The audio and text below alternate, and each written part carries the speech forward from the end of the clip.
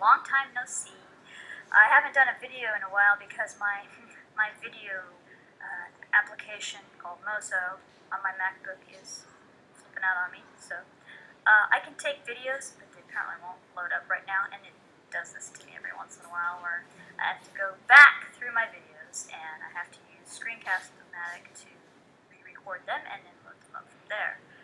And then, sometimes I never have to do anything. I mean, it just remedies itself every time, so it takes a while, I guess. I don't know. But anyway, I have the book of Habakkuk waiting. I just have to go back through and do that, re-record it through Screencast-O-Matic to get that load up. So, but I'm back, and right now, today I'm going to do the commentary on the book of Zephaniah out of my James Bible here. Okay, so let's get started. Author. The name Zephaniah means Yahweh has hidden or treasured. He traces his lineage back to King Hezekiah, who was the great-great-grandson of the king and also a distant relative of King Josiah. His references to Jerusalem indicate he was a resident of that city. There are 4 individuals in the Bible named Zephaniah. You can find that in First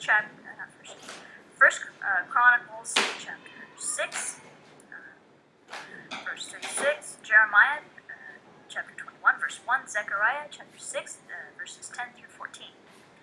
Date. Zephaniah's ministry took place during the reign of Josiah, which is 640 through 609 BC. Also a contemporary of Jeremiah.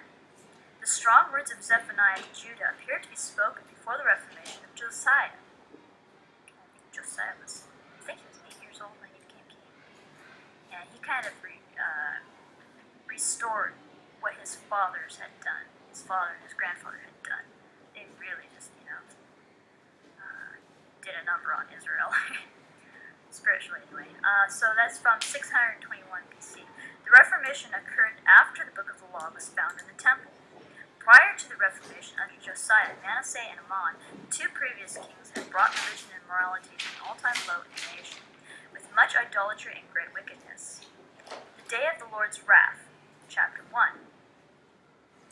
The people thought that the day of the Lord would bring blessings upon them and destruction on their enemies. Kind of sounds like us, my homeland, the United States of America.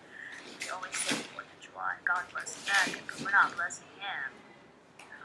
We're spitting in his face with our culture, kind of, Well, not kind of, we really are spitting in his face with our culture, with our immorality. And our immorality is very popular among the nations.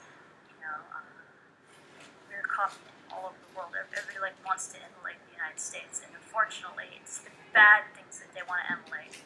And so we really are like Babylon, in Revelation chapter 18, I believe.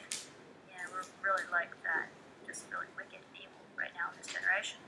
And we expect the Lord to bless us because, after all, in God we trust is our motto, right? We're God's people, right?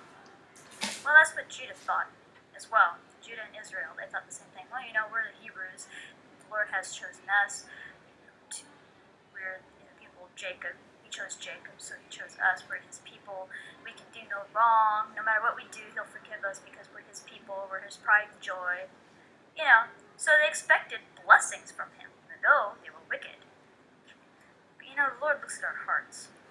So anyway, the people thought that the day of the Lord would bring blessings upon them and destruction on their enemies. But a day of terror was about to break on Judah as well as the surrounding nations, because evil was rampant in Judah. There's a lot of evil rampant in our country and in our entire world now. Punishment and judgment were coming. Several other types of worship were present, including Baalism. There's lots of pagan worship present in the church now, too. You can find that in verse 4. And Sabaism, which is the worship of heavenly bodies. We got horoscopes. We got angel tarot cards, too, now. Yeah. So this form of idolatry was very much a part of Babylonian and Assyrian religions. Sabaism was introduced to Judah by Manasseh. 2 Kings chapter 21, verse 3, verse 5, chapter 23, verse 4. In the east, the flat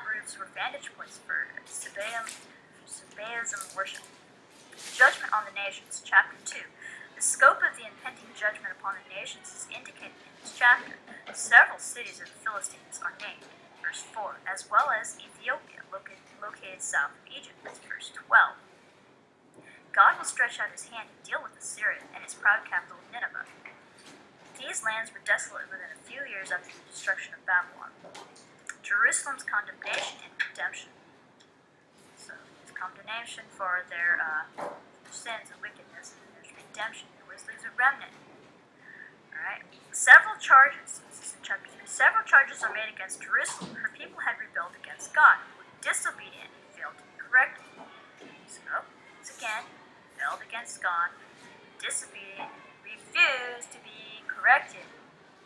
Not heed, word of the Lord. And now in our generation, we don't even know the word of the Lord, and nobody heeds the Holy Spirit.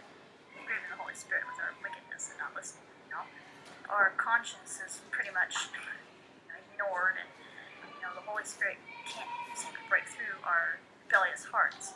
So, judgment is definitely going to come down hard on the United States of America as well as the rest of the world.